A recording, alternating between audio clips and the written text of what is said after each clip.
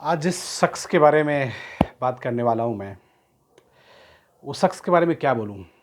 मुझे तो लगता नहीं कि 15-20 मिनट का वीडियो जस्टिस कर पाएगा।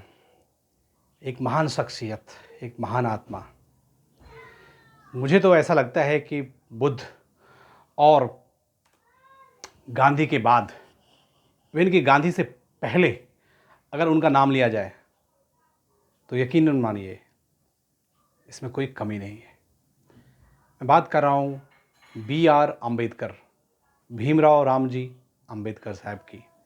ये एपिसोड फर्स्ट वन है और इस तरह के 100 एपिसोड आएंगे, top personalities of on this planet, 100 personalities. तो बात आती है कि सबसे पहले B.R. अम्बेडकर की चर्चा क्यों, गांधी क्यों नहीं, टैगोर क्यों नहीं, पटेल क्यों नहीं, नेहरू क्यों नहीं। रीज़न बड़ा साफ है। इस वीडियो को आप शुरू से अंत तक देख के आपको समझ में आएगा कि जो शख्स है ये किसी जाति से बंध के नहीं है, ये किसी धर्म का नहीं है। ये शख्स हर एक उस इंसान के लिए बना है।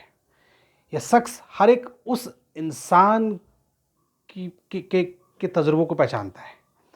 ये शख्स हर एक उस इंसान में छुपा हुआ है जिसने ज़िंदगी में लड़े हैं या लड़ी है, जिसने ज़िंदगी में परेशानी देखी है, जिसने अत्याचार सहा है, जिसने संघर्ष किया हो, जिसने कुछ करने की कोशिश की हो, जिसको लोगों ने प्रताड़ित किया हो, जिसको लोगों ने भगाया हो, जिसको लोगों ने दुत्कारा हो।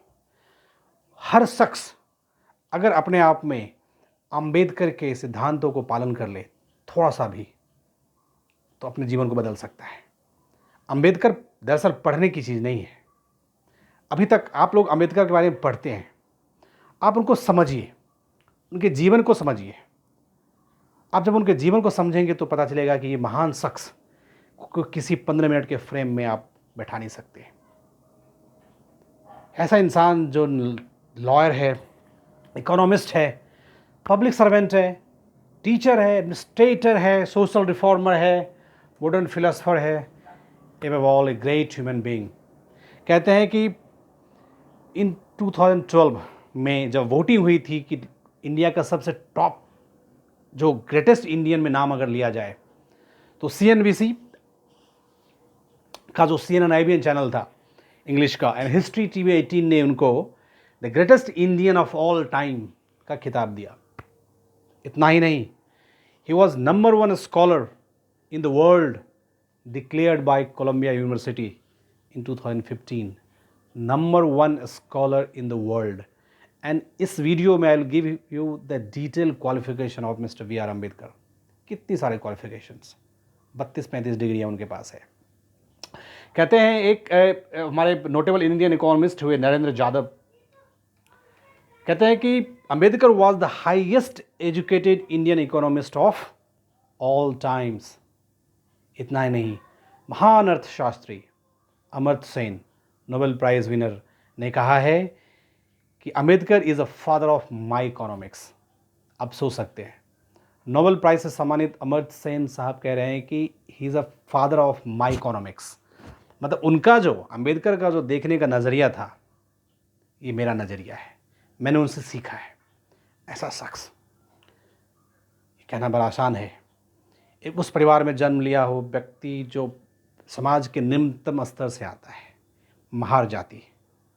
निम्नतम स्तर का मतलब हुआ है कि जब उस टाइम डिप्रेस क्लास की बात होती थी तो वो अछूत माना जाता था। सवर्ण लोग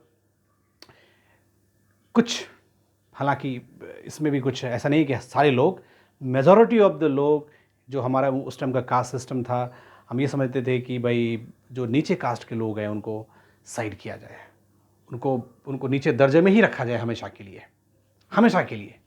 और उसके लिए प्रताड़ित करने की बात होती थी। कहा जाता है कि उनको पानी भरने के लिए जाना पड़ता था मिलों। स्कूल में आप बच्चों के साथ वो खाना नहीं खा सकते थे। कभी कभी तो टीचर ही उनको बाहर भेजता था कि भाई ये लड़का जो है किसी और जाति का है, उसको कैसे पढ़ाएंगे। आज के टाइम में अगर किसी को इतना प्रताड़ना मिले ना, तो सुसाइड कर लेगा, जहर खा लेगा और ज़िंदगी की लड़ाई से वो टूट जाएगा, जंग हार जाएगा। लेकिन वो B.R. अम्बेडकर थे। उन्होंने कहा कि नहीं, मुझे लड़ना है, इस सामंतवादी प्रथा से लड़ना है, समाज के उस तबके को दिखाना है जिस पे उसका शासन रहा है। आखिर इस बात को मानिए कि ब्राह्मणों की जो संपत्ति थी पहले भी और आज भी, वो क्या थी? ब्राह्मण हमेशा ये समझता था कि वो सबसे एलिट क्लास का है, उसके पास योग्यता है, गुण है, नॉलेज है। अंबेडकर ने कहा कि जिस चीज़ का गुमान हो ना, उसी को पकड़ लो। दूसरे इंसान की कमजोरी को पकड़ लो, तुम ताकतवर बन जाओगे। अंबेडकर ने तमाम मुश्किलात को झेलते हुए इतनी सारी डिग्रियां हासिल कर ली, इतना सारा क्वालिफिकेशंस ऐड किया, वैल्यू ऐड किया कि लोग सलाम करते हैं, लोग उनकी पूजा करते हैं। और फिर वो सबके सर पे बैठ गए और ही ड्राफ्ट द इंडियन कॉन्स्टिट्यूशन, जो हमारा संविधान, जो हमारी आत्मा है, जो हमारा एक होली बुक है, उसके रचनाकार, उसके रचयिता। He was the head of the drafting committee. ऐसा तो नहीं बनाया होगा। उस टाइम अंबेडकर के साथ पटेल, नेहरू और तमाम BN राव और तमाम बड़े बड़े ज्यूरिस्ट थे, इंटेलेक्चुअल्स थे। अंबेडकर को क्यों चुना गया? उसके पीछे कुछ तो लॉजिक होगा, उसका कहीं ना कहीं इम्पैक्ट रहा होगा। He was so impactful with in his group. Why? Because he was so knowledgeable. Ambedkar का कहना है कि अगर ज़िंदगी में किसी भी चीज़ पे जीत हासिल करनी है, सबसे बेस्ट तरीका है बदला लेने का, कि दूसरे की शक्ति को पहचानो, वो अपने अंदर लाओ। इसलिए उन्होंने शिक्षा पे फोकस किया। कहते हैं कि जब एक बार महात्मा गांधी 1932 में पूना पैक्ट हो रहा था और ये समझौता हो रहा था कि मंदिरों में डिप्रेस क्लास की एंट्री शुरू की जाए, तो अम्बेडकर ने मना किया, नहीं नहीं नहीं, ऐसा नहीं चलने वाला है, ये हमें नहीं चाहिए। ऐसा करो कि आप डिप्रेस क्लास के लिए अलग से एक फंडिंग की व्यवस्था करो, अलग से पैसे ऐड करो, जो उसका अपलिफ्टमेंट हो। दरअसल आज जितने सारे नेता, पॉलिटिकल लीडर्स हैं ना, उन्होंने उसका उल्टा कर दिया। उन्होंने भगवान के नाम पे, राम के नाम पे, अल्लाह के नाम पे और पता नहीं क्या क्या करके ना आपको फंसा दिया। एक भी इंसान आज के टाइम में अगर BR अम्बेडकर जैसा नेता हो ना, वो सोसाइटी, वो समाज, वो देश कभी पीछे नहीं छोड़ सकता। बट ऐसा हो नहीं सकता। इसमें नेता की भी जिम्मेदारी है और पब्लिक की भी जिम्मेदारी है, क्योंकि आपको अपने आप को उठाना पड़ेगा। उनका कोई सपोर्ट करने वाला तो था नहीं। बचपन बहुत गरीबी में बीता, पिता का अर्ली डेथ हुआ, परिवार की सारी जिम्मेदारी को संभालना। एंड कहते हैं कि he was the last child of his parents. और सबसे लास्ट का मतलब है कि वो पहला इंसान अपने माँ बाप के थे जिन्होंने स्कूलिंग की, स्कूल जाने की कोशिश की। ऐसा क्यों हुआ? ईश्वर ने शायद ऐसा इंसान बना के भेजा है। और तमाम परेशानियों के बावजूद उन्होंने तमाम स्ट्रगल करने के बावजूद उन्होंने हार नहीं मानी। स्कूलिंग किया, कॉलेज गए, विदेश गए और डिग्रियां हासिल की। और उनके साथ जो हुआ वो तो इतिहास जानता है। इसलिए अंबेडकर को आप पढ़िए मत, उनके मैसेज को समझिए, उनकी जीवनी से आप सीखिए। अंबेडकर हर एक इंसान के लिए ना भगवान है। उस इंसान के लिए आप कास्ट सिस्टम की बात करते हैं, तुम कहते हो ब्राह्मण ने सप्रेस किया। कंपनियों में क्या होता है? एक बड़ी सी कंपनी है, उसका मालिक कौन है? वो कौन से ब्राह्मण क्लास से आता है? वो तो किसी और जाति का होगा। हो सकता है गुप्ता हो, वो शर्मा हो सकता है पंजाबी हो, मुसलमान हो। लेकिन क्या होता है? आपको उस कंपनी से डिसमिस कर दिया जाता है, आपको उस कंपनी से सस्पेंड कर दिया जाता है, आपको प्रताड़ित किया जाता है और आप चले जाते हैं, आप निकल जाते हैं। ये आपके लिए एक तरह से प्रताड़ना है। तो आप उसका बदला कैसे लेंगे? बदला लेना सीखिए, ये ज़रूरी है लाइफ में। इसलिए इंसान को ये चाहिए कि इस बात को वो समझे कि जो उसकी कमी है ना, उसके ऊपर वो काम करे। अगर उस कमी पे काम करेगा ना, तो अम्बेडकर की तरह बन जाएगा, उसकी तरह लेगेसी लाएगा। इसलिए कहते हैं कि लाइफ में हमेशा कुछ न कुछ जो भी चैलेंजेस है उसको टारगेट करना है, उस पर फोकस करना है। अपनी ऊर्जा को कभी भी ना आप उलझाओ मत। अगर अम्बेडकर चाहते और अगर समाज के हर एक तबके को अगर सवाल पूछते ना, उससे कन्फ्रंट करते, तो कभी भी आगे नहीं बढ़ते। उन्हें अपने सारे एनर्जी को कॉन्सेंट्रेट किया अपने लिए, अपने आप को बड़ा करने के लिए। और जब उन्होंने अपने आप को बड़ा कर लिया, he the father of Indian constitution, और भगवान बन गए। यही तो कहानी है इंसान की। और आप उनके क्वालिफिकेशंस को देखिए, I am just reading out. He has 32 degrees, 32 degrees, BA, MA, PhD, DSc, LLD, delete, मतलब कहानी ख़त्म होने वाली है, बट डिग्रियाँ ख़त्म नहीं होएगी। PhD Columbia University, doctor of philosophy London School of Economics DSc, LLD Columbia University, doctorate of law, उससे पहले MSc London School of Economics. मतलब आप सोच ही नहीं सकते, यहाँ पे लोगों के पास अगर एक मास्टर डिग्री हो जाए, एक PhD हो जाए ना, तो वो किसी को वैल्यू नहीं करेगा। उसको लगेगा कि यार I am different class of people, I am elite one. यहाँ पे 2 नहीं 3 PhD डिग्री है। कुछ तो खास बात है, कुछ तो अलग उन्होंने किया होगा। इतना नहीं, आगे सुनिए। अम्बेडकर की खास बात ये थी, कहते हैं कि अपने जीवन यात्रा में, इवन कि जब वो स्वतंत्रता संग्राम में आए और ब्रिटिशर्स के साथ उस टाइम लड़ाई चल रही थी फ्रीडम स्ट्रगल की, और कॉन्स्टिट्यूशन बनाने की बात भी हो रही थी, तो कहते हैं कि नेहरू और पटेल भी नहीं चाहते थे कि अम्बेडकर को जगह दिया जाए कैबिनेट में। एक्चुअली ये काम महात्मा गांधी जी का था, और एक मेमोयर जो लिखा गया था, जगजीवन राम की पत्नी थी, उन्होंने अपने मेमोयर में कहा है कि अम्बेडकर ने उनको अप्रोच किया था कि वो गांधी जी से बात करें, कि नेहरू से, कि वो इंडियन कैबिनेट में लाया जाए। तो उस टाइम नेहरू और पटेल भी घबरा गए थे इनको देख के कि कहीं इनका कद हमसे बड़ा ना हो जाए, और कोशिश भी की। I don't want to go into the contradictions of the politics, but ये बात तो ज़रूर है कि अम्बेडकर को जितना दर्जा देनी चाहिए थी वो नहीं दिया गया। भारत रत्न भी उनको बाद में मिला, 90s के आसपास मिला, 40 साल तो मिला नहीं। तो कहीं ना कहीं उनको जो स्थान मिलना चाहिए मिला नहीं। और इसके पीछे लॉजिक क्या है? You are all smart and intelligent, उस टाइम का पॉलिटिकल सिस्टम क्या था, बट उन्होंने अपनी योग्यता से ये साबित कर दिया कि कुछ भी पॉसिबल है। आप कभी कभी, मैं सुनता हूँ लोगों से, वो कहते हैं कि यार मेरे पास पैसा नहीं था तो मैं पढ़ नहीं पाया, मैं बहुत परेशान था, फैमिली ने सपोर्ट नहीं किया। अम्बेडकर ने सिद्ध कर दिया, प्रूव कर दिया कि आपको किसी चीज़ का सपोर्ट नहीं चाहिए, आपको बस विल पावर चाहिए लाइफ में।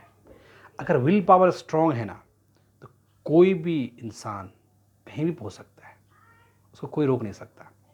और एक मिथ जो चलता है कि अम्बेडकर सवर्णों के खिलाफ थे, ऐसा नहीं है।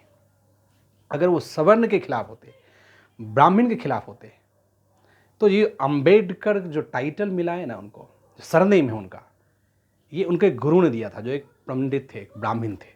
वो पंडित ब्राह्मण ने उन्हें अपना सरनेम दिया था। तो अगर उनके लिए इज्जत नहीं थी, ब्राह्मण्स के लिए इज्जत नहीं थी, तो वो सरनेम कभी एक्सेप्ट नहीं करते। उनका प्रॉब्लम अम्बेडकर का था सिर्फ कुछ ऐसे क्लास के लोग जो सोसाइटी में है, तो जो दूसरे को नीचा देखते हैं। और इसका संबंध सिर्फ हिंदुइज्म में नहीं था। He criticise equally to the Muslim religion, he was very against to the Christianity, he was very against to the Sikhism. Buddha जो इन्होंने, जो बुद्ध का जो धारण किया रिलीजन, उससे पहले वो कहते हैं कि मैंने मुस्लिम बनने की कोशिश की, उसमें भी कोई खामियां थी, वहाँ भी कास्ट सिस्टम है, वहाँ भी ऑपरेशन है। सिख बनने की कोशिश की, उनको लगा कि अंग्रेज जो है सिखों को वो दर्जा नहीं दे पाएगा। उन्होंने क्रिश्चियनिटी की भी बात स्वीकार की, उनको लगा कि क्रिश्चियनिटी में भी बुराइयां हैं। उन्होंने देखा है कि अमेरिका में कैसे नेग्रोइट को, साउथ अफ्रीकन को, काला और गोरे का जो भेद है, नस्ल भेद वहाँ भी है। तो उनका सिर्फ मतलब ये नहीं था कि ये सिस्टम हिंदू में ही है, उनको पता था कि ये क्रिश्चियनिटी में भी है, ये सिख में भी है, ये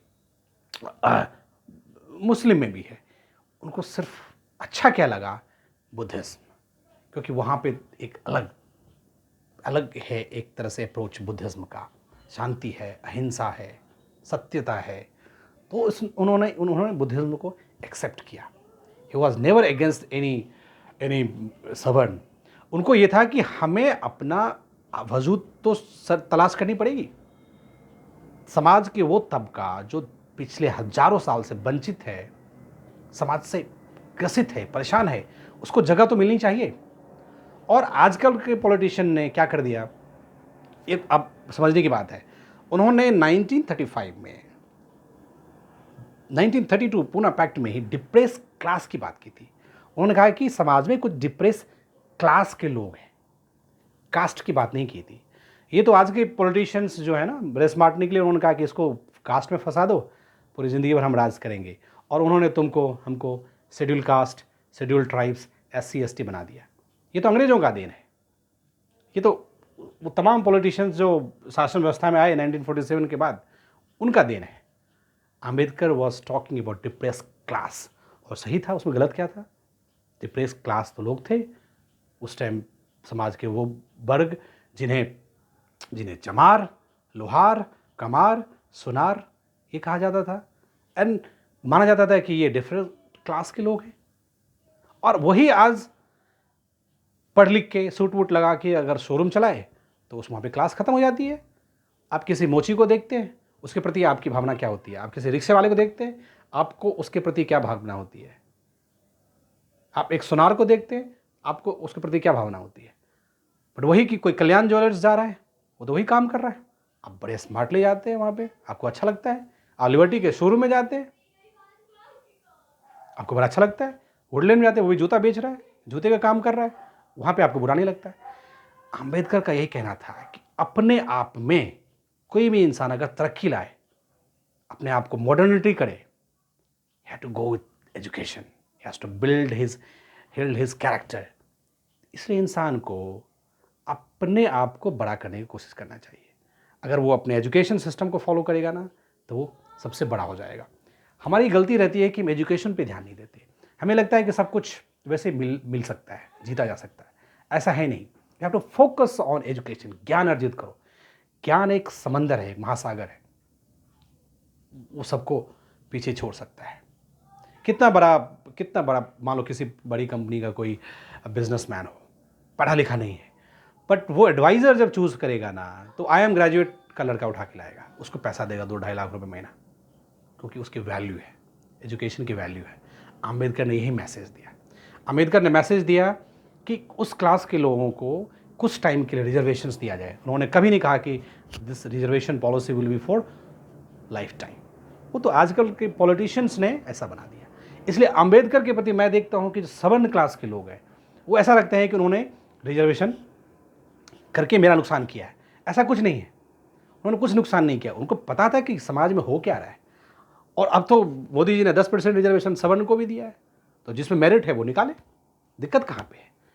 इसलिए ऐसा कहना कि अम्बेडकर सवर्णों के खिलाफ थे, और इवन ऐसा कहना कि सारे सवर्ण अम्बेडकर के खिलाफ थे, ऐसा नहीं। लेकिन ये बात जरूर सत्य है कि सवर्णों में इस बात की मानसिकता थी कि नीचे तबके के लोग को ऊपर नहीं लाया जाए। इसलिए उन्होंने, अम्बेडकर ने मनुस्मृति जो बुक था उसको चला दिया। उसके पीछे लॉजिक ये है कि because it was not a kind of holy book. ये कोई उपनिषद नहीं था। He never talk about the Vedas, he never criticise Upanishad, he just criticise and burn the Manusmriti, जो कि कंप्लीट एक कास्ट सिस्टम पे था। That was his job. उसके लिए इतना बवाल करने की जरूरत नहीं है जो लोग समझ रहे हैं, क्योंकि लोग बस पढ़ रहे हैं, अम्बेडकर को समझ नहीं रहे। That is I said in the beginning, you try to understand his philosophy, his message. He was a visionaries, he was ahead of all of us, he was ahead of all time.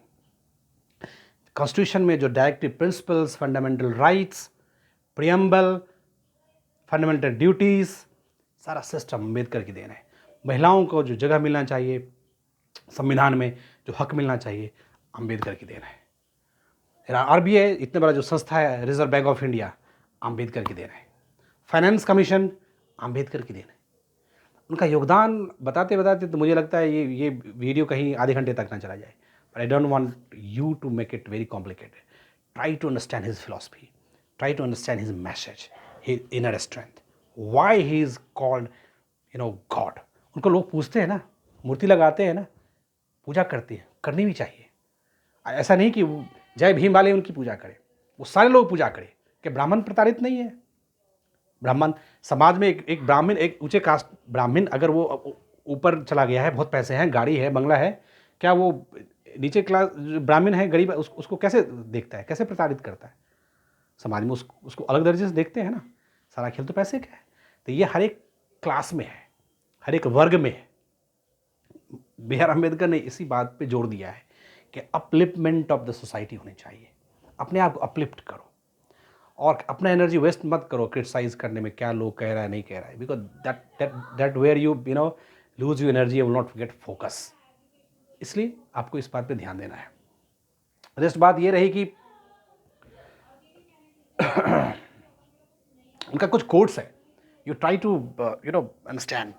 उन्होंने कहा कि life should be great rather than big. एक film का dialogue है ना, राजेश खन्ना बोलता है कि ज़िंदगी लंबी नहीं बड़ी होनी चाहिए। राजेश खन्ना जी ने बाद में कहा होगा, अम्बेडकर ने पहले कहा था कि ज़िंदगी बड़ी होनी चाहिए, लंबी नहीं। Second, men are mortal, so are ideas. Men are mortal, so are ideas. Any idea needs propagation as much as plant needs watering, otherwise both will wither and die. हम जैसे इंसान का कत्ल हो जाता है, उसकी मृत्यु हो जाती है, उस तरह से अगर आइडियाज़ आपके पास है, अप्रोच है, नॉलेज है, एम्बिशन है, उसको दबा के मत रखो, नहीं तो वो भी कत्ल हो जाएगा, उसका भी सर्वनाश हो जाएगा। Okay, freedom of mind is the real freedom. Freedom of mind is the real freedom. A person whose mind is not free, though he may not be in chains, but is a slave, not a free man. अगर आपका mind, आपका दिमाग संकुचित है, एकाग्रत नहीं है, तो आप समझो कि पिंजरे में तो नहीं हो, लेकिन आप फंसे हुए हो, दबे हुए। इसलिए माइंड को उजागर करो। ये माइंड उजागर कैसे होगा, ये माइंड कैसे डेवलपमेंट होगा, योर एजुकेशन से और आपका कंसंट्रेशन से। ये मैसेज है। I measure the progress of community by the degree of progress which women have achieved. कितनी बड़ी बात की, सोचो कि किसी भी सोसाइटी में, समाज में प्रोग्रेस तभी माना जाएगा जब वहाँ की महिलाओं को, वहाँ की औरतों को समान जिम्मेदारी मिले, उसको इज्जत मिले, उसको रिस्पेक्ट मिले। ये आजकल के जो नेता लोग घूम रहे हैं ना, हमने ऐसा कर दिया, इतना रिजर्वेशंस दिया, ये वो, 50 साल पहले बाबा साहब बोल के चले गए थे। We must stand our own feet and fight as best as we can do for our life. So carry on your agitation, organize your forces. Forces मतलब अपना strength. ऐसे नहीं कि दंगे फसाद करो, जो तरह तरह की पार्टियाँ दंगे फसाद करती है ना, ऐसा नहीं। You have to organize your strength. You have to organize your forces, muscles. Power and prestige will come to you through a struggle. Power and prestige बिना स्ट्रगल का नहीं आ सकता। स्ट्रगल नहीं करोगे लाइफ में, उलझोगे नहीं, फंसोगे नहीं, अचीवमेंट मिलना मुश्किल है। यही मैसेज है। जितना प्रताड़ित, कोई जितनी बेइज्जती करे, बर्दाश्त करो, कुछ भी लोग कहे सुन लो, just concentrate on your goal. एक बार जब बन जाओगे, बुलाओ सबको, क्या बोला था बे, बस इतना बोल दो, चुप हो जाएगा। एक अच्छे पोजीशन पे पाओ, अपने मुकाम पे पहुंचो। Channelise your energy into a kind of approach where you get a success. Don't alienate your power into gossips and giving reply to every and each one of us. You focus on your goal, you focus on your ambition, you focus on the job you assigned to it, and focus on it till the time you achieve. You have to work on dot to dot काम करना पड़ेगा। Okay, तो ये अम्बेडकर के बारे में थोड़ा है, कहने को बहुत कुछ है। पिछले 4-5 दिन से मैं कुछ इन्फॉर्मेशन कलेक्ट कर रहा था, बट जितना बोलना चाहिए उतना करना मुश्किल है अम्बेडकर के बारे में। But I still believe that he is the finest human being on our planet. ऐसा इंसान मिलना मुश्किल है। अगर 2-4 ऐसे इंसान बन जाए ना, सारी परेशानी इंसान की, ह्यूमैनिटी की ख़त्म हो जाएगी। That's all for this first episode of great personalities of this era. Thanks for watching. If you like the videos, do comment and share and subscribe to my channel for further videos coming in weeks. Thanks for watching.